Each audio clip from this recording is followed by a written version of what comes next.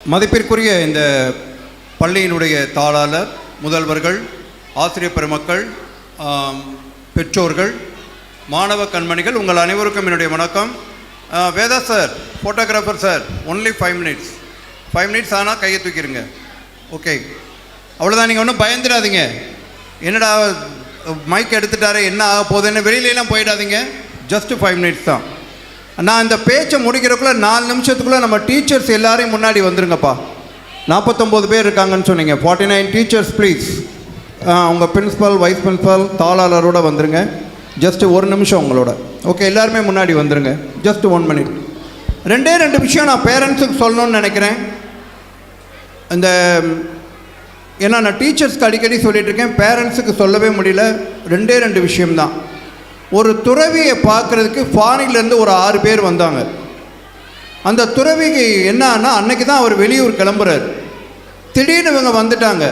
சரி பரவாயில்ல, நீங்கள் இருங்க, நான் வர்ற வரைக்கும் ஆசிரமத்தில் இருங்க, நான் ஒரு 20 நாள் ஆகும் வர்றதுக்கு, அது வரைக்கும் நீங்கள் ஆசிரமத்தில் இருங்க அப்படின்னு சொல்லிட்டு போயிட்டார். அதுக்கிடையில் அந்த வந்தவங்க அவருக்கு விதைகள் கொண்டு வந்தாங்க, சீட்ஸ் கொண்டு வந்தாங்க. உங்களுக்காக நாங்கள் ஃபாரின்லேருந்து ரொம்ப அற்புதமான ஒரு மலர் விதைகள் கொண்டு வந்திருக்கோம், அது ரொம்ப அழகாக பூக்கும், ரொம்ப மனமாக இருக்கும், இந்த இடத்தையே செழுமையாக மாற்றும் அப்படின்னு சொல்லி அந்த விதையை கொடுப்பாங்க. அந்த துறவி என்ன பண்ணுவார்னா, அவருடைய சிஷியரை கூப்பிட்டு உடனே இந்த விதைகளெல்லாம் இந்த ஏரியாவில் நான் சொல்கிற இந்த இடத்துலலாம் நட்டு வச்சுருங்க, நான் 20 நாள் கழித்து வந்துடுறேன் அப்படின்னு சொல்லிட்டு இவர் கிளம்பி போயிடுறார். இவர் போகிற இடத்துல அவருக்கு நிறைய வேலைகள் வந்துருச்சு. 2 மாதம் கழிந்து திரும்பி வர்றார். இவர் வர்றப்போ அவருக்கு மனசில் பூரா அந்த நினப்பு இருந்துகிட்டே இருந்துச்சு. அந்த ஃபாரின்லேருந்து வந்து கொடுத்தாங்களே நம்மளுக்கு விதைகள், அற்புதமான மலர்கள்னு சொன்னாங்களே, ரொம்ப மணக்கும் அப்படின்னு சொன்னாங்களே, இந்த இடத்தையுமே ரம்மியமாக மாற்றுன்னு சொன்னாங்களே, அதை பார்க்கணுன்னு சொல்லிட்டு இறங்கினோடனே அவர் ரூமுக்கு கூட போகல, வேகமாக ஓடி போய் அவர் விதைக்க சொன்ன இடத்துல போய் தேடி தேடி பார்க்குறார்.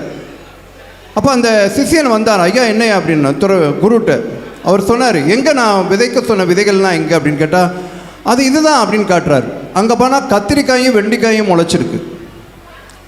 அப்போ இவருக்கு ஒரு அதிர்ச்சி, என்ன இப்படி கத்திரிக்காயும் வெண்டிக்காயுமா இருக்குது, நான் சொன்ன விதைகளை விதைக்கலையா அப்படின்னப்போ அவர் சொன்னார், ஒன்றும் இல்லை, நீங்கள் விதையை கொடுத்துட்டீங்க, நான் விதைச்சிட்டேன், நீங்கள் வெளியில் போயிட்டீங்க. அப்போ தலைமை சீடர் வந்து கேட்டார், இது என்ன ஊண்டி வச்சுருக்கே என்னன்னு கேட்டார். நான் சொன்னேன், பூ செடியா, பூக்குமா அது அப்படின்னு நான் சொன்னேன், பூக்கள் பூக்கும் அந்த செடிகள் தான் வச்சுருக்கேன், அந்த விதைகள் தான் விதைச்சிருக்கேன்னு சொன்னேன். ஆனால் அவர் என்ன சொன்னார் அப்படின்னு கேட்டிங்கன்னா, பைத்தியக்காரனா இருக்கிறீங்க, கத்திரிக்காயும் வெண்டிக்காயும் நட்டு வை, இன்றைக்கி ஆசிரமத்துக்கு ரெகுலராக நம்மளுக்கு காய்கறி கத்திரிக்காயும் வெண்டிக்காயும் கிடைக்கும்னு சொன்னாராம். இது அவர் சொன்னனே குருக்கு பயங்கர அதிர்ச்சி ஆயிடுச்சு. நம்ம என்ன சொன்னோம், இவங்க என்ன விதைச்சி வச்சுருக்காங்கன்னு. பேரண்ட்ஸ், உங்களுக்கு நான் சொல்கிறது புரியும்னு நினைக்கிறேன். ஒவ்வொரு குழந்தைக்குள்ளும் ஒரு நட்சத்திரம் ஒளிந்திருக்கிறது. அது எந்த குழந்தையாக இருந்தாலும் சரி, நட்சத்திரம் இருக்கிறது. அது பூக்கும், அது மணக்கும், அது இந்த இடத்தையே பிரகாசமாக மாற்றும், இந்த இடத்தையே ரம்மியமாக மாற்றும். தயவு செய்து இந்த இளம் குழந்தைகளுடைய இதயத்தை, அவர்களுடைய எண்ணங்களை, நம்முடைய நிராசை, நம்முடைய கொஞ்சம் பேராசை, இதை கொண்டு வந்து திணிச்சு நிரப்பி விடாதீர்கள் மை டியர் பேரண்ட்ஸ். அதான் நான் உங்கள்கிட்ட வேண்டி விரும்பி கேட்கக்கூடிய அற்புதமான, இது ஒரு முக்கியமான விஷயமாக நான் கருதுறேன். அதனால தான் உங்கள்கிட்ட நான் கேட்டு போகிறேன். ஒவ்வொரு குழந்தைக்குள்ளும் நட்சத்திரம் இருக்கிறது.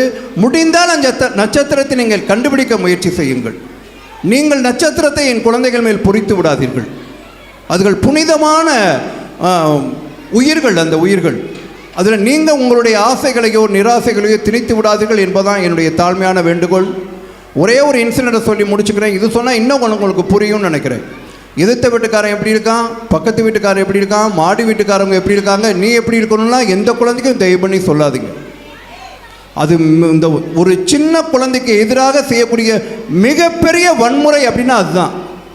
அது ஒரு தாயிட்ட இருந்து ஒரு தந்தையிட்ட இருந்து வர்றது, இதை விட கொடுமையான விஷயம் இந்த உலகத்தில் எதுவும் கிடையாது.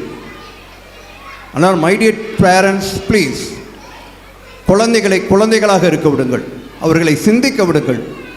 வரட்டும், அவர்களாக வரட்டும், பூப்பார்கள், காய்ப்பார்கள், கனியாக பூத்து குலுங்குவார்கள், இந்த உலகத்துக்கு நல்ல விஷயத்தை சொல்லிவிட்டு போவாங்க. ஸோ வெயிட் ஃபார் உங்களுடைய கிட்ஸுக்காண்டி நீங்கள் காத்திருங்கள், எதையும் திணித்து விடாதீர்கள்.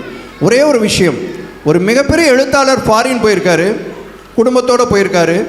அங்கே அவர் அரவணைச்சு அவருக்கு எல்லா அகாமடேஷன்லாம் கொடுத்து அவரை சுற்றுப்பயணத்துக்கெலாம் கூட்டிகிட்டு போனது ஒரு சிலோன் தமிழர். இந்த சுற்றுப்பயணம்லாம் முடிஞ்சு ரிட்டர்ன் ஆகுறப்போ அந்த எழுத்தாளருடைய பையன் வந்து அவர்கிட்ட கேட்குறான், அங்கிள் நான் அப்பா அம்மாவையெல்லாம் வீட்டில் விட்டுட்டு வந்துடுறேன், நான் இந்த நகரம் இந்த ஃபாரின் எனக்கு ரொம்ப பிடிச்சிருக்கு, நான் அங்கேயே வந்து செட்டில் ஆகிறேன், நீங்கள் எனக்கு அகாமடேட் பண்ணுங்கள், நான் வந்துடுறேன் அப்படின்னு சொன்னாராம். அந்த சிலோன் தமிழர் அங்கே பெரிய கோடீஸ்வரராக இருக்கிறார், நிறைய ஃபேக்ட்ரிஸ் வச்சுருக்கிறார், பெரிய கோடீஸ்வரர். ஆனால் அவர் காரை ஓட்டிக்கிட்டே இருக்கிறாரு. சடனாக அவர் சொன்ன உடனே காரை நிப்பாட்டிட்டார். கொஞ்ச நேரம் அவர் பேசவே இல்லை. இந்த எழுத்தாளருக்கு ரொம்ப தர்ம சங்கடம் ஆயிடுச்சு, என்னடா பையன் ஏதோ இடக்கூடமாக கேட்டானா அப்படின்ட்டு. மெல்ல அவர் திரும்பி பார்க்கிறார், அவர் கண்ணில் இருந்து தண்ணி வடியுது, கண்கள்லாம் ஈரம். அவர் கேட்குறாரு, தம்பி உனக்கு தான் தேசம் இருக்கிறது, உனக்கு தான் ஊர் இருக்கிறது, உனக்கு தான் வீடு இருக்கிறது, உனக்கு தான் சுற்றம் இருக்கிறது, உனக்கு தான் இந்த அற்புதமான உறவுகள் இருக்கிறது, நீ ஏன் இதை விரும்புகிறாய் அப்படின்னு கேட்குறார். ஒரு கோடீஸ்வரர், ஒரு சிலோன்லேருந்து போன ஒரு அகதி, பெரியாளாக இருக்கார். ஆனால் அவருடைய ஆதங்கத்தை பாருங்கள் மை டியர் பேரண்ட்ஸ். இதையும் என் குழந்தைகளிடம் திணித்து விடாதீர்கள், குழந்தைகள் குழந்தைகளாக இருக்கட்டும். வாழ்த்துக்கள். என்னுடைய டீச்சர்ஸ் வாங்க, எல்லோரும் வந்துட்டிங்களா? முடிச்சிடலாம், அவ்வளோதான். வாங்க ஒரு நிமிஷம், நல்லா கவனிச்சிங்க. மேலே வாங்க, மேலே வாங்க. You are the pillars. இவங்க தான் இப்போ பார்த்தீங்களா, ஒரு குட்டீஸ் வந்து இவ்வளோ பேர் ஆடினாங்க, எப்படி 30-40 பேர் இருப்பாங்கன்னு நினைக்கிறேன்.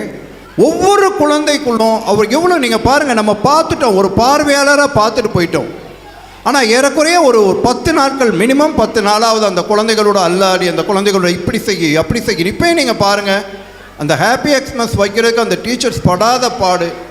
அப்போ நம்ம பார்வையாளராக ஒரு நிமிஷம் அல்லது 5 நிமிஷம் நம்ம குழந்தைய மாத்திரம்தான் நீங்கள் பார்ப்பீங்க. ஆனால் ஒவ்வொரு குழந்தையும் தன் குழந்தையாக பாவித்து, ஒரு குழந்தை முகம் கூட தெரியாமல் போய்விடக்கூடாது இந்த புகைப்படத்தில், ஒரு குழந்தை கூட அழுது விடக்கூடாது, ஒரு குழந்தையின் முகம் கூட திரும்பி விடக்கூடாது என்பதில் அக்கறை எடுத்துட்டு ஒரு தாயை விட ஒருபடி கூடுதலாக பணியாற்றிய, இதற்காக இந்த 1 மாத காலம் பணியாற்றிய இந்த தாளர், இந்த முதல்வர், இந்த ஆசிரியர் பெருமக்களுக்கு ஜோரா, நல்ல ஜோரா, இதுதான் இவர்களுக்கு நாம் செய்யக்கூடிய மிக அற்புதமான நன்றி கடன் நான் நினைக்கிறேன். நல்ல ஒரு உழைப்பாளிகள், அவங்களுடைய உழைப்பு, அவங்களுடைய கடின உழைப்பு அந்த குழந்தைங்களுடைய வெளிப்பாடில் தெரியுது. வாழ்த்துக்கள். இன்னொரு முறை உற்சாகமாக நானும் அவங்களோட போய் சேர்ந்துக்கிறேன்.